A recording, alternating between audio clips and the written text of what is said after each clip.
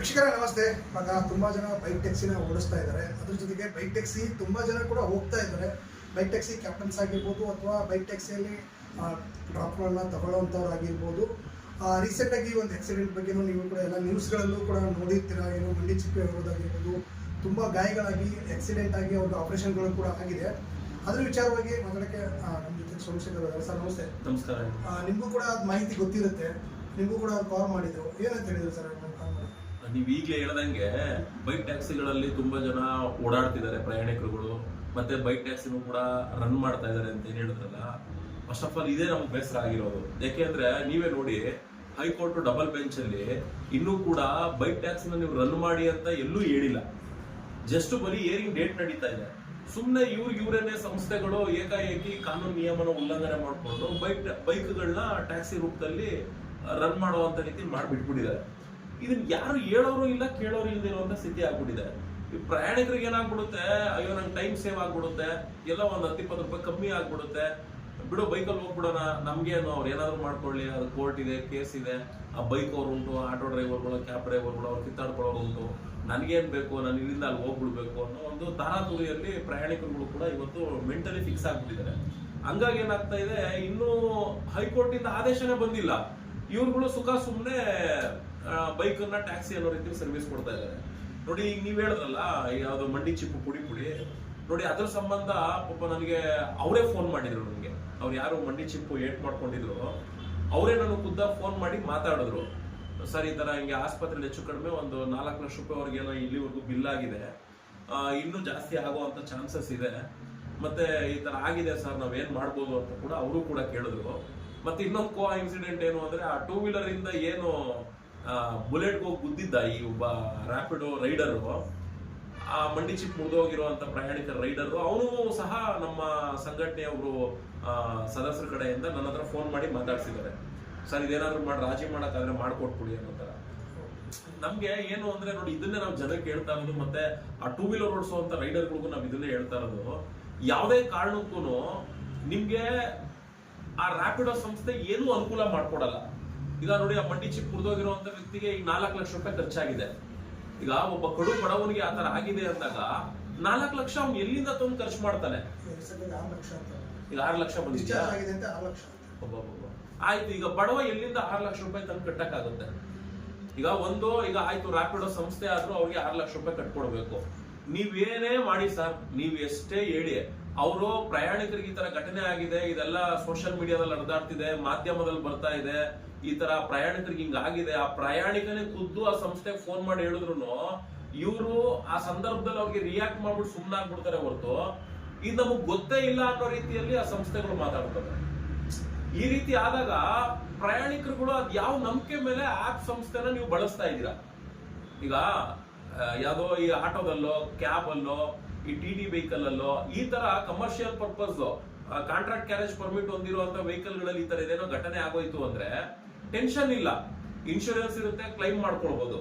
ಅವ್ನ್ ಡ್ರೈವರ್ ಕಟ್ಟಕ್ ಆಗದೆ ಇರೋ ಸ್ಥಿತಿ ಇದ್ರೂ ಕೂಡ ಇನ್ಶೂರೆನ್ಸ್ ಸಂಸ್ಥೆಗಳು ಅವ್ರು ಕೇಳುವಂತ ಪರಿಹಾರದ ಹಣ 20 ಲಕ್ಷ ಕೇಳ್ತಾರೋ, 50 ಲಕ್ಷ ಕೇಳ್ತಾರೋ, 1 ಕೋಟಿನೇ ಕೇಳ್ತಾರೋ, ಅದನ್ನ ಆಯಾ ಇನ್ಶೂರೆನ್ಸ್ ಸಂಸ್ಥೆಯವರು ಕಟ್ಕೊಡೋ ಅಂತ ಕೆಲಸ ಮಾಡ್ತಾರೆ. ಈಗ ಇವನೊಬ್ಬ 2 ವೀಲರ್ ಅವ್ರ ಮೇಲೆ ಇವಾಗ ಕೇಸ್ ಹಾಕಿದಾಗ, ಈಗ ಆಲ್ರೆಡಿ 6 ಲಕ್ಷ ಅಂತ ನೀವು ಹೇಳ್ತಿದ್ದೀರಿ.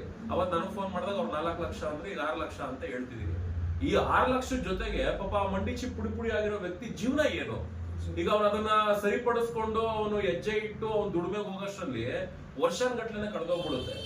ಸಪೋಸ್ ಈಗ ಅವ್ರ ಮನೆ ಇವತ್ತಿನ ಪರಿಸ್ಥಿತಿ ಏನಿರುತ್ತೋ, ಅವ್ರ ಕಮಿಟ್ಮೆಂಟ್ ಏನಿರುತ್ತೋ, ಸಾಲ ಸೋಲ ಆಗಿದ್ರೆ ಅದಕ್ಕೆ ಬಡ್ಡಿ, ಚಕ್ರ ಬಡ್ಡಿ, ಈ ತರ ಎಲ್ಲ ಏರಿಸ್ಕೊಂಡು ಹೋಗ್ಬಿಟ್ಟಾಗ ಅವ್ರ ಕುಟುಂಬದ ನಿರ್ವಹಣಾ ವ್ಯವಸ್ಥೆನೇ ದಿಗ್ತಪ್ಪ ಹೋಗ್ಬಿಡುತ್ತೆ. ಮತ್ತೆ ಇದಕ್ಕೆಲ್ಲ ಯಾರು ಇದಕ್ಕೆ ಅನುಕೂಲ ಮಾಡ್ಕೊಂಡು ಹೋಗ್ಬೇಕಾಗಿರೋರು ಯಾರು? ಈಗ ಅವರು 2 ವೀಲರ್ ಅವ್ರ ಮೇಲೆ ಕೇಸ್ ಹಾಕ್ತೀವಿ ಅಂತ ನನ್ನ ಹತ್ರನೂ ಕೂಡ ಹೇಳಿದ್ರು. ಆ ಕೇಸ್ ಹಾಕಿದಾಗ ಇದೆಲ್ಲ ಬರೀತಾರೆ, ಇಷ್ಟು ನನಗೆ ಪರಿಹಾರ ಬೇಕು, ನನಗೆ ಇದರಿಂದ ಈ ತರ ಎಲ್ಲ ತೊಂದರೆ ಆಗಿದೆ ಅಂತ ಬರೀತಾರೆ. ಈಗ ಈ ವೈಟ್ ಬೋರ್ಡ್ 2 ವೀಲರ್ ಅವನು ಹೋಗಿ ಇನ್ಶೂರೆನ್ಸ್ ಅಲ್ಲಿ ಕ್ಲೈಮ್ ಮಾಡೋಣ ಬಿಡಪ್ಪ ಅಂದ್ರು ಯಾವುದೇ ಕಾರಣಕ್ಕೂ ಇನ್ಶೂರೆನ್ಸ್ ಅಲ್ಲಿ ಕ್ಲೈಮ್ ಆಗಲ್ಲ. ಯಾಕೆ ಅಂದ್ರೆ ಇನ್ಶೂರೆನ್ಸ್ ಸಂಸ್ಥೆಯವರು ನೀನು ಕೊಟ್ಟಿರೋದು ವೈಟ್ ಬೋರ್ಡ್, ಇದು ನಿನ್ ಸ್ವಂತ ಬಳಕೆ ಬಳಸ್ಕೋ, ಇದನ್ನ ನಿನ್ ಪ್ರಯಾಣಿಕರಿಗೆ ಸೇವೆಗೆ ಅಂತ ಕೊಟ್ಟಿದ್ಯಾ ಅಂದ್ಮೇಲೆ ನಾನೇನ್ ಇನ್ಶೂರೆನ್ಸ್ ಕೊಡಕ್ ಬರುತ್ತೆ ಅಂತ ಹೇಳಿ ಅವ್ರು ಉಳಿಸ್ಕೊಂತಾರೆ. ಇನ್ ಕಟ್ಬೇಕಾಗಿರೋರು ಯಾರು ಹಣನ? ಆ ವೈಟ್ ಬೋರ್ಡ್ 2 ವೀಲರ್ ನ RC ಮಾಲೀಕ ಕಟ್ಕೊಡ್ಬೇಕು. ಎಲ್ಲಿಂದ ಕಟ್ಟಕ್ ಸಾಧ್ಯ? ಲಕ್ಷಾಂತರ ರೂಪಾಯಿ. ಯಾಕೆಂದ್ರೆ ನೀವುಗಳೇ ನೋಡಿರ್ತೀರ ಕೆಲವೊಂದು ರೀಲ್ಸ್ ಗಳಲ್ಲಿ ಕೆಲವರೆಲ್ಲ ಈ ಬೈಕ್ ಟ್ಯಾಕ್ಸಿನ ಓಡಿಸುವಂತವ್ರು ನಾನೊಂದ್ ದಿನಕ್ಕೆ 3,000 ದುಡಿತಾ ಇದ್ದೀನಿ, 5,000 ದುಡಿತಾ ಇದ್ದೀನಿ, ನಾನು ಇದರಲ್ಲಿ ₹1,00,000 ಸಂಪಾದನೆ ಮಾಡ್ಬಿಟ್ಟೆ ಅನ್ನೋ ರೀತಿಲಿ ಏನು ಅದ್ರ ಬಗ್ಗೆ ಎಲ್ಲ ಮಾತಾಡ್ತಾರೆ. ಆಯ್ತು ಗುರು, ನೀನ್ ಅಷ್ಟು ದುಡ್ದಿದ್ಯಾ, ಅಷ್ಟು ಲಕ್ಷಾಂತರ ರೂಪಾಯಿ ಇಟ್ಕೊಂಡಿದ್ಯಾ, ಈ ತರದೇನೋ ಒಂದ್ ಎಡವಟ್ ಆಗೋಯ್ತು, ನಿನ್ ಜೀವನದಲ್ಲೇ ನಡೆದೋಗ್ಬಿಡ್ತು. ಈಗ ಅಲ್ಲಿ 15 ಲಕ್ಷ, 20 ಲಕ್ಷ, 30 ಲಕ್ಷ, 50 ಲಕ್ಷ ಅಂತ ಏನಾದ್ರು ಪರಿಹಾರಗಳು ಕಟ್ಟು ಅಂದಾಗ ನಿನ್ನ ಪರಿಸ್ಥಿತಿ ಏನು, ಇದನ್ನ ನೀವು ಅರ್ಥ ಮಾಡ್ಕೊಂಡ್ರಯ್ಯ ಅಂತ ಹೇಳಿ ನಾವು ಕೂಡ ಟೂ ವೀಲರ್ ಅವ್ರಿಗೆ ಹೇಳ್ತಾನೆ ಸಾಕ್ತಾ ಇದೀವಿ. ಮತ್ತೆ ಆ ಟೂ ವೀಲರ್ ಅವರು ಕೂಡ ಈಗ ಫೋನ್ ಮಾಡಿಸ್ದಾಗ ಸೋಮವಾರ ಇದೇನಾದ್ರು ಒಂದು ಕಾಂಪ್ರಮೈಸ್ ಮಾಡ್ಕೊಳಕ್ ಆಗುತ್ತಾ ಅಂತ ಕೂಡ ಕೇಳೋರು ನನಗೆ. ನೋಡಪ್ಪ, ನಾನೇ ಅವ್ರಿಗೆ ಸಲಹೆಗಳು ಕೊಟ್ಬಿಟ್ಟಿದೀನಿ, ವಿಡಿಯೋ ಮಾಡಿ ಈ ತರ ಎಲ್ಲ ಸಲಹೆ ತಗೊಂಡು ಹಿಂಗ್ ಮಾಡ್ಕೊಳ್ಳಿ ಅಂತ ಫೋನ್ ಕೂಡ ಮಾಡಿದ್ರು. ನೀವ್ ಈಗ ಒಬ್ರು ಲಾಯರ್ನೇ ಇಟ್ಟು ಅವ್ರ ಮೇಲೆ ಪರಿಹಾರ ಕೇಸ್ ಹಾಕು ಅಂತಾನು ಹೇಳ್ಬಿಟ್ಟಿದೀನಿ. ಹಿಂಗಿದ್ಮೇಲೆ ಅವ್ರು ಹೆಂಗ್ ರಾಜಿಗೆ ಬರ್ತಾರೆ ಅಂತ ಕೂಡ ಅಂತ ಒಂದ್ಸರಿ ಮಾತಾಡಿ ನೋಡಿ ಅಂದ್ರೆ ನಾನು ಕೂಡ ಆ ವ್ಯಕ್ತಿ ಮತ್ತೆ ಫೋನ್ ಮಾಡಿದೆ. ಹಿಂಗ್ ನಾನು ಫೋನ್ ಬಂದಿತ್ತು, ಈ ತರ ಕಾಂಪ್ರಮೈಸ್ ಆಗ್ತಾರಂತೆ, ಏನ್ ಮಾಡ್ತೀರಾ ಅಂತ.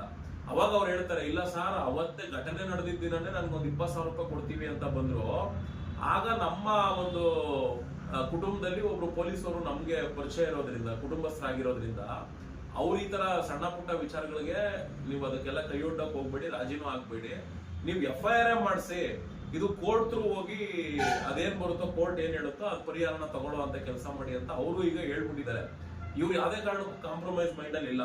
ಇವ್ರು ಅವ್ರ ಮೇಲೆ FIR ಹಾಕಿ ಕೇಸ್ ಮಾಡಿ ಅದರಿಂದ ಏನ್ ಪರಿಹಾರ ತಗೊಳ್ಬೇಕು ಅನ್ನೋ ಒಂದು ಮೈಂಡ್ ಅಲ್ಲಿ ಇದಾರೆ. ಅದ್ರಲ್ಲಿ ಅವ್ರು ಸ್ಟಿಕ್ ಆನ್ ಆಗಿದ್ದಾರೆ. ಈಗ ನನಗೆ ಅನಿಸ್ತಾ ಇರೋದೇನು ಅಂದ್ರೆ, ಆ ಟೂ ವೀಲರ್ RC ಓನರ್ ಯಾರಿದ್ದಾನೆ ಖಂಡಿತ ಅವ್ನ ಮಾನಸಿಕ ಖಿನ್ನತೆ ಒಳಗಾಗಿರ್ತಾರೆ. ಮತ್ತೆ ಇದು ಯಾವತ್ತಿದ್ರು ಕೂಡ ಅವನಿಗೆ ಮುಳ್ಳೆ.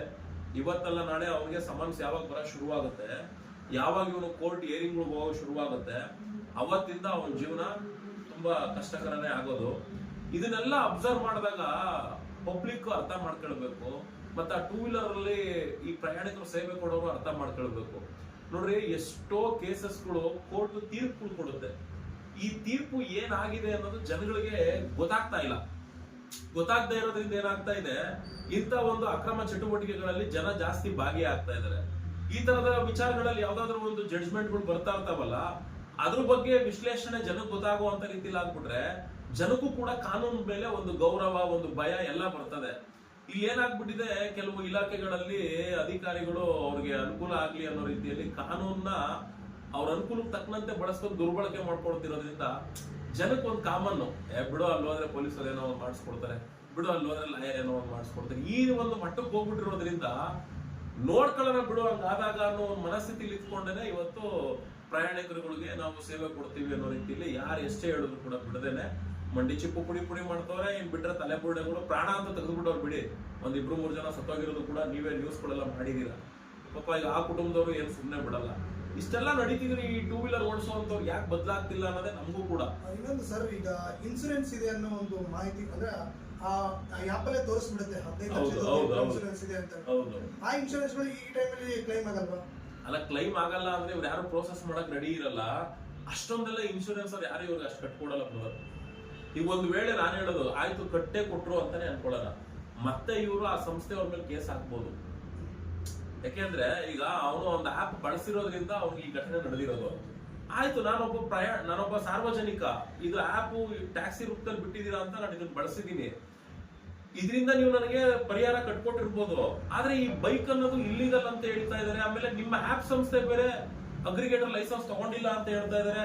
ಈ ಆಪ್ ಅಲ್ಲಿ ಟ್ಯಾಕ್ಸಿ ಸರ್ವಿಸ್ ನಡೆಸೋದಕ್ಕೆ ಅವಕಾಶ ಇಲ್ಲ ಅಂದ್ಮೇಲೆ ನಿನ್ ಮೇಲೂ ಕೂಡ ನಾನು ಕೇಸ್ ಹಾಕ್ತೀನಿ ಅಂತ ಪ್ರಯಾಣಿಕ ಅವ್ರ ಮೇಲೂ ಕೂಡ ಕೇಸ್ ಹಾಕ್ಬೋದು. ಈಗ ಇಷ್ಟು ದಿನ ಆಯ್ತು, ಈಗ ಮಂಡಿ ಚಿಪ್ಪು ಏನೋ ಇದಾಗಿದೆ, ಇಷ್ಟು ದಿನ ಆಯ್ತು, ಬಟ್ ಯಾವುದೇ ರೀತಿ ಇವರಾಗೆ ಕಾಲ್ ಮಾಡಿದ್ರು ಕೂಡ ಆ ಕಡೆಯಿಂದ ರೆಸ್ಪಾನ್ಸ್ ಬರ್ತಾ ಇಲ್ಲ. ಬರೋದು ಇಲ್ಲ ಸರ್. ಯಾವ್ದೇ ರೈಡರ್ ಸತ್ತೋದ್ರು ಮಾಡಲ್ಲ, ಪ್ರಯಾಣಿಕ ಸತ್ತೋದ್ರು ಮಾಡಲ್ಲ. ಅವ್ರ ಕಂಪ್ನಿ ಅವ್ರು ಏನ್ ಮಾಡ್ಬೇಕು ಅಂದ್ರೆ ಅವ್ರು ಹೋಗಿ ಅವ್ರ ಸಂಸ್ಥೆ ಮುಂದೆ ಧರಣಿ ಕೂತ್ಕೊಬೇಕಷ್ಟೇ. ಅವ್ರ ಹೆಂಡತಿ ಮಕ್ಳು ಎಲ್ಲ ಹೋಗಿ ಧರಣಿ ಕೂತ್ಕೊಬೇಕು. ಒಬ್ಬ ಪ್ರಯಾಣಿಕನಿಗೆ ಇಷ್ಟೆಲ್ಲ ಅನ್ಯಾಯ ಆಗಿ ಇಷ್ಟೆಲ್ಲ ವಿಷಯ ಅವ್ರು ತಿಳಿಸಿದ್ರು ಕೂಡ ನಮ್ಗೇನು ಕೂಡ ಇವ್ರು ಪರಿಹಾರ ಕೊಡ್ತಿಲ್ಲ ಅಂತ ಧರಣಿ ಕೂತ್ಕೊಬೇಕು. ನಿಮ್ಗೆಲ್ಲ ಗೊತ್ತಿರ್ಲಿ ಸರ್, ನಾವೊಂದು 2017 ಈ ರೇಂಜ್ ಅಲ್ಲಿ ಏರ್ಪೋರ್ಟ್ ರೋಡ್ ಅಲ್ಲಿ ಒಂದು ಆಕ್ಸಿಡೆಂಟ್ ಆಗ್ತದೆ. ಪಾಪ ಸರಳುಗಳೆಲ್ಲ ಬಂದು ಇಲ್ಲೆಲ್ಲ ಚುಚ್ಕೊಂಡ್ಬಿಟ್ಟು ಹಿಂದ್ಗಡೆ ಬಂದ್ಬಿಟ್ಟಿರುತ್ತೆ. ಕಡೆ ಯಾರೋ ಮೈಸೂರು ಮೂಲದವ್ರು ಪಾಪ ಓಲಾ ಡ್ರೈವರು, ಅವರ ಡೆಡ್ ಬಾಡಿನ ತಗೊಂಡೋಗಿ ನಮ್ಮ ಮಾನ್ಯತಾ ಟೆಕ್ ಪಾರ್ಕ್ ಹತ್ರ ಓಲಾದ ಇನ್ನೊಂದು ಸಬ್ಬು ಹಬ್ಬಿತ್ತು, ಅಲ್ಲಿಟ್ಟು ಪ್ರೊಟೆಸ್ಟ್ ಮಾಡ್ದ. ಆಗ ಅಮೃತಹಳ್ಳಿ ಪೊಲೀಸ್ ಸ್ಟೇಷನ್ ಸುಮಾರು ಅಲ್ಲೆಲ್ಲ ಒಂದಷ್ಟು ಎಲ್ಲ ಡ್ರೈವರ್ಗಳು ಕೂಡ ಸೇರಿದ್ರು. ಆಗ ಆ ಓಲಾ ಸಂಸ್ಥೆಯಿಂದ ಆನ್ ಡ್ಯೂಟಿಯಲ್ಲಿ ಇದ್ದಾಗ ಈ ಘಟನೆ ನಡೆದಿರೋದು. ಅವ್ರ ಕುಟುಂಬಕ್ಕೆ ಪರಿಹಾರ ಬೇಕು ಅಂದಾಗ 5 ಲಕ್ಷ ರೂಪಾಯಿಯನ್ನು ಆ ಸಂಸ್ಥೆಯಿಂದ ಬರುವಂತ ಕೆಲಸ ಆಯ್ತು. ಹಿಂಗೆ ರಚ್ಚಿಡಿದು ಕೂತ್ಕೊಂಡಾಗ ಏನಾದ್ರೂ ಸಿಗ್ಬೋದು. ಇವ್ರು ಫೋನ್ ಮಾಡಿ ಹೇಳೋದು ಅವ್ರು ನಮಗೆ ಗೊತ್ತಿಲ್ಲ ಅನ್ನೋದು, ಈ ರೀತಿ ಉಡಾಫಿಯಾಗಿ ಏನ್ ನಡೀತದೆ. ನಾರ್ಮಲ್ ಎಲ್ಲೋ ಬೋರ್ಡ್ಗಳಲ್ಲೆಲ್ಲ ಏನಾದ್ರು ಆಕ್ಸಿಡೆಂಟ್ ಆಯ್ತು ಅಂದ್ರೆ ನಾವು ಪ್ರೊಸೆಸ್ ಮಾಡ್ತೀವಿ, ಇನ್ಸೂರೆನ್ಸ್ ಬಂದ್ಬಿಡುತ್ತೆ. ಆದ್ರೆ ಇದ್ರಲ್ಲಿ ಆಗಲ್ಲ. ಖಂಡಿತ ಆಗಲ್ಲ. ಹೋಗಿ ಪಟ್ಟಿಡಿದು ಕುತ್ಕೊಂಡು ನಾವೇನೋ ದೊಡ್ಡ ಮಟ್ಟದಲ್ಲಿ ಹೋದ್ರೆ ಮಾತ್ರ ಬರೋದು. ಹೌದು. ಇಲ್ಲ ನಾವೇನು ಕೇಳಲಿಲ್ಲ ಅಂದ್ರೆ ಅದು ಬರೋದಿಲ್ಲ, ಯಾವುದೇ ಕಾರಣಕ್ಕೂ ಬರಲ್ಲ. ಇವರು ಏನ್ ಮಾಡ್ಬೇಕು, ಲೀಗಲ್ ಆಗಿ ಒಬ್ರು ಲಾಯರ್ನ ಇಟ್ಟು ಈ 2 ವೀಲರ್ ಮೇಲೆ RC ಮಾಲೀಕರ ಮೇಲೆ ಕೇಸ್ ಹಾಕೋದು ಒಂದಾದ್ರೆ, ಈ ಸಂಸ್ಥೆ ಮೇಲೂ ಕೂಡ ಕೇಸ್ ಹಾಕ್ಬೋದು. ಯಾಕೆಂದ್ರೆ ಈಗ ಇವರು ಮಾನ್ಯತೆ ಪಡೆದಿರ್ಬೇಕು. ಇಲ್ಲಿ ಸೇವೆ ನಡೆಸ್ತೀವಿ ಅಂದ್ರೆ ಲೈಸೆನ್ಸ್ ಹೊಂದಿರ್ಬೇಕು. RTO ಇಲಾಖೆ ಇವ್ರು ಲೈಸೆನ್ಸೇ ಕೊಟ್ಟಿಲ್ವಲ್ಲ. ಆಟೋ ಓಡಿಸೋಕ್ಕೂ ಲೈಸೆನ್ಸ್ ಕೊಟ್ಟಿಲ್ಲ, ಕ್ಯಾಬ್ ಓಡಿಸೋಕ್ಕೂ ಲೈಸೆನ್ಸ್ ಕೊಟ್ಟಿಲ್ಲ. ಅದರಲ್ಲೂ 2 ವೀಲರ್ ನ ಬಳಸಂಗೆ ಇಲ್ಲ ಅಂತ ಸರ್ಕಾರನೂ ಕೂಡ ಹೇಳಿದೆ. ಇಷ್ಟೆಲ್ಲಾ ಅಡೆತಡೆಗಳಿದ್ರು ಕೂಡ ಇವರು ರಾಜಾರೋಷವಾಗಿ ಈ ತರ ಒಂದು ಭಯಭಕ್ತಿ ಇಲ್ದೇ ಈ ತರ ಒಂದು ಬಿಸ್ನೆಸ್ ನಡೆಸ್ತಾರೆ ಅಂದ್ರೆ, ವೆಹಿಕಲ್ ಫೀಲ್ಡ್ ತುಂಬಾ ಡೇಂಜರ್ ಫೀಲ್ಡ್ ಸರ್. ಯಾಕೆಂದ್ರೆ ನೋಡಿ, ಒಬ್ಬ ವ್ಯಕ್ತಿಗೆ ಸಾವು ಮನೇಲಿ ಕೂತಿದ್ರು ಕೂಡ ಬರುತ್ತೆ. ಆದ್ರೆ ಇದು ಹಂಗಲ್ಲ, ನಾವೇ ಸಾವನ್ನು ಹುಡ್ಕೊಂಡು ಹೋಗುವಂತ ಜೀವನ ವೆಹಿಕಲ್ ಫೀಲ್ಡ್. ಹಂಗಿದ್ಮೇಲೆ ಅಂತ ಫೀಲ್ಡ್ ಅನ್ನ ಇವ್ರು ಇಷ್ಟು ದುರ್ಬಳಕೆ ಮಾಡ್ಕೊಂಡು ಸಾರ್ವಜನಿಕರ ಜೊತೆ ಹಿಂಗ್ ಆಡ್ತಿದಾರಲ್ಲ, ಅದು ಅವ್ರಿಗೆ ಆ ಭಯಭಕ್ತಿ ಇಲ್ಲ. ಹಂಗಿದ್ಮೇಲೆ ಖಂಡಿತ ಕುಟುಂಬದವರು ಅವ್ರ ಮೇಲೆ ಕೇಸ್ ಹಾಕಿ ಖಂಡಿತ ಅವನ ಮೇಲೂ ಕೂಡ ಪರಿಹಾರ ತಗೊಬಹುದು. ಈ ವಿಚಾರವಾಗಿ ರೈಡರ್ಗಳಿಗೆ ಏನ್ ಹೇಳಕ್ ಇಷ್ಟಪಡ್ತಾರೆ ಸರ್? ನಾನು ಹೇಳೋದಿಷ್ಟೇ, ಆ ರೈಡರ್ಗಳು ಅನ್ನಿಸ್ಕೊಂಡಿರೋರ್ಗೆ ಫಸ್ಟ್ ನಮ್ಮ ನೆಲದ ಕಾನೂನಿಗೆ ಬೆಲೆ ಕೊಡಿ. ನಮ್ ಕಾನೂನಲ್ಲಿ ಅವಕಾಶ ಇದ್ರೆ ನೀವು ಮಾಡ್ರೆ ನಾವು ಬೇಡ ಅಂತ ಹೇಳಲ್ಲ. ಹೋಗಿ ನೀವು ಬೇಕಾದ್ರೆ ಟ್ರಾನ್ಸ್ಪೋರ್ಟ್ ಕಮಿಷನರ್ನ ಕೇಳಿ, ನೋಡಿ ಸರ್ ನಾವು ಈ ತರ ಒಂದು ವೈಟ್ ಬೋರ್ಡ್ 2 ವೀಲರ್ ಇಟ್ಕೊಂಡಿದೀವಿ, ನಾವು ಈ ತರ XYZ ಆಪ್ಗಳಲ್ಲಿ ಸೇರ್ಪಡೆ ಆಗಿದೀವಿ, ನಾವು ಈ ವೈಟ್ ಬೋರ್ಡ್ 2 ವೀಲರ್ ಇಂದ ಪ್ರಯಾಣಿಕರ ಸೇವೆ ಕೊಡ್ಬೋದಾ ಅಂತ ಕಮಿಷನರ್ನ ಕೇಳಿ, ಟ್ರಾನ್ಸ್ಪೋರ್ಟ್ ಕಮಿಷನರ್ನ. ಅವ್ರು ಏನಾದ್ರು ಕೊಡ್ಬೋದಪ್ಪ, ಏನ್ ತೊಂದ್ರೆ ಇಲ್ಲ ನೀವು ಮಾಡ್ಕೊಬಹುದು ಅಂದ್ರೆ ಅವ್ರ ಕಡೆಯಿಂದ ಒಂದು ಸ್ಟೇಟ್ಮೆಂಟ್ ತಗೊಳ್ಳಿ, ಟ್ರಾನ್ಸ್ಪೋರ್ಟ್ ಡಿಪಾರ್ಟ್ಮೆಂಟ್ ಇಂದ ಒಂದು ಅಧಿಸೂಚನೆ ತಗೊಳ್ಳಿ.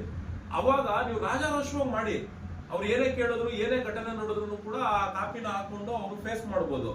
ಈಗ ಅಧಿಕಾರಿಗಳಾಗಿ ಮಾಡಂಗಿಲ್ಲ, ನಾವು ಅದಕ್ಕೆ ಅನುಮತಿ ಕೊಟ್ಟಿಲ್ಲ ಅಂದ್ಮೇಲೆ ಆ ಒಂದು ಸಾರಿಗೆ ಇಲಾಖೆ ವೃತ್ತಿಯಲ್ಲಿರುವಂತ ಕಮಿಷನರೇ ಈ ಸ್ಟೇಟ್ಮೆಂಟ್ ಕೊಡ್ತಾರೆ ಅಂದಾಗ, ನೀವು ಆಸ್ ಎ ಜನ ಯಾವುದೇ XYZ ಸಂಸ್ಥೆಯವ್ರುಗಳು ಕೊಡುವಂತ ಒಂದು ಬಿಡುಗಾಸ್ಗೋಸ್ಕರ ನೀವು ಸರ್ಕಾರದ ನಿಯಮಗಳನ್ನ ಉಲ್ಲಂಘನೆ ಮಾಡ್ಕೊಂಡು ಓಡಿಸ್ತೀನಿ ಅಂದ್ರೆ ನೀವೇ ಅರ್ಥ ಮಾಡ್ಕೊಂಡು ನೀವು ಇದ್ರಲ್ಲಿ ಮಾಡ್ಬೇಕಾ ಬೇಡವಾ ಅಂತ. ಓಕೆ ಸರ್, ಇನ್ನೊಂದು, ಈಗ ಸಾರಿಗೆ ಇಲಾಖೆ ಬಗ್ಗೆ ಹೇಳಿದ್ರೆ, ಬಟ್ ಈ ಸಾರಿಗೆ ಇಲಾಖೆಗೆ ಗೊತ್ತಿಲ್ವಾ ಈಗ ಓಡಾಡ್ತಾ ಇರೋದು? ಸರ್ ಗೊತ್ತಿದೆ, ಗೊತ್ತಿಲ್ಲ ಅಂತ ಅಲ್ಲ, ಇಲಾಖೆಗೂ ಗೊತ್ತಿದೆ, ಸಚಿವರಿಗೂ ಕೂಡ ಗೊತ್ತಿದೆ. ಆದ್ರೆ ಇವ್ರು ಏನ್ ಹೇಳ್ತಾ ಇದಾರೆ, ನಾವು ಕೋರ್ಟ್ ಅಲ್ಲಿ ಇದೀವಲ್ಲ, ಈಗ ಕೋರ್ಟ್ ಅಲ್ಲಿ ಇದ್ಮೇಲೆ ಅದು ಇತ್ಯರ್ಥ ಆಗೋವರೆಗೂ ಇವರು ಏನು ಅವ್ರ ಮೇಲೆ ಪ್ರೆಸರ್ ಹಾಕಕ್ಕೂ ಆಗಲ್ಲ. ಆ ಒಂದು ಸಿಚುವೇಶನ್ ಅಲ್ಲಿ ಇದೆ. ಈ ಕಡೆ ಕೋರ್ಟ್ ತೀರ್ಪು ಬರ್ಬೇಕು. ಈಗ ಜಡ್ಜ್ಗಳು ಬೇರೆ ಏನೋ ವರ್ಗಾವಣೆ ಆಗಿದ್ದಾರೆ ಅಂತ ಕೇಳ್ಕೊಟ್ಟು, ಈಗ ನನ್ನ ಪ್ರಕಾರ ಏನೋ ಈ ಜನವರಿ ಎಂಡ್ ಅಲ್ಲಿ ಬರ್ಬೋದು ಒಳ್ಳೆ ಸುದ್ದಿ ಅಂತ ಅಂದಿದ್ದಾರೆ. ನೋಡ್ಬೇಕು, ಯಾಕೆಂದ್ರೆ ಜಡ್ಜ್ಗಳು ಬಂದು ಅದಕ್ಕೆ ಏನ್ ಸ್ಟೇಟ್ಮೆಂಟ್ ಕೊಡ್ತಾರೋ ಗೊತ್ತಿಲ್ಲ. ಅದಕ್ಕೋಸ್ಕರ ನಾವು ಕೂಡ ಎಲ್ಲ ಎದುರು ನೋಡ್ತಾ ಇದೀವಿ. ಆದ್ರೂ ನಾವ್ ಹೇಳೋದು ಇಷ್ಟೇ, ಈಗ ನೋಡಿ ಅಲ್ಲಿ ಕೇಸ್ ನಡೀತಾ ಇದ್ರು ಕೂಡ ಇವ್ರು ಹಿಂಗೆ 2 ವೀಲರ್ ಗಳಲ್ಲಿ ಸೇವೆ ಕೊಡ್ತಾರೆ ಅಂದಾಗ, ಹಿಂಗೆ ಯಾರಿಗೋ ಒಬ್ರು ಮಂಡಿ ಚಿಪ್ ಹೊಡೆದೋಯ್ತು, ಇನ್ನೊಬ್ರು ಮಾದೇವಪುರದಲ್ಲಿ ಪಾಪ ಮೂವರ್ ಬೈಕ್ ಟ್ಯಾಕ್ಸಿ ಇಂದ ತಲೆಬುರುಡೆ ಗೇಟ್ ಆಗಿ ಅಮ್ಮ ಕೋಮಾದಲ್ಲಿ ಹೋಗಿದ್ರು. ಈಗ ಹೆಂಗೋ ಸುಮಾರು ಚೇತರಿಸ್ಕೊಂಡವ್ರೆ. ಮತ್ತೆ ಇವತ್ತು ನೋಡಿ ಬೆಳಗ್ಗೆ ಯಾವ್ದೋ ಒಬ್ಬ ಇಲ್ಲಿ ನಾಗರಬಾವಿ ಹತ್ರ ಮಹಿಳೆ ಏನೋ ಪರ್ಸ್ ಕಿತ್ಕೊಂಡು ಏನೇನೋ ಅದು ಗಲಾಟೆಗಳೆಲ್ಲ ಆಗ್ತಾ ಇದಾವೆ ನೋಡಿ. ಇದೆಲ್ಲ ನಡೀತಾ ಇದೆ. ಇಷ್ಟೆಲ್ಲ ನಡೀತಿದ್ರು ಕೂಡ ಪೊಲೀಸ್ ಇಲಾಖೆನೂ ಕೂಡ ಕೈ ಕಟ್ಕೊಂಡ್ ಕೂತಿದೆ, ಟ್ರಾನ್ಸ್ಪೋರ್ಟ್ ಇಲಾಖೆನೂ ಕೂಡ ಕೈ ಕಟ್ಕೊಂಡ್ ಕೂತಿದೆ. ಹಿಂಗಿದ್ಮೇಲೆ ನಾವು ಸಂಘ ಸಂಸ್ಥೆಯವ್ರು ಏನ್ ಮಾಡೋದಕ್ಕೆ ಸಾಧ್ಯ? ಏನ್ ಅವ್ರು ಇಟ್ಕೊಂಡು ಬೈಯಕ್ಕಾಗತ್ತಾ, ಹೊಡಿಯಕ್ಕಾಗತ್ತಾ? ಅಲ್ಟಿಮೇಟ್ ಕಾನೂನು ಮೊರೆನೂ ಹೋಗಿರೋದು. ಮಾಡಂಗಿಲ್ಲ ಇವ್ರು ಈ ಕೆಲಸ ಎಲ್ಲ, ಆದ್ರೂ ಮಾಡ್ತಾ ಇದಾರೆ. ಓಕೆ ಸರ್, ನೋಡೋಣ ಕಾನೂನು ಮುಖಾಂತರ ಏನ್ ಬರುತ್ತೆ ಎಲ್ಲರೂ ಕೂಡ ಪಾಲಿಸಬೇಕು. ಮಾಡ್ಲೇಬೇಕು. ಕಾನೂನು ಗೌರವ ಕೊಟ್ಟಿಲ್ಲ ಅಂದ್ರೆ ಈ ನೆಲದಲ್ಲಿ ಬದುಕಿದ್ದು ವ್ಯರ್ಥನೆ. Okay sir.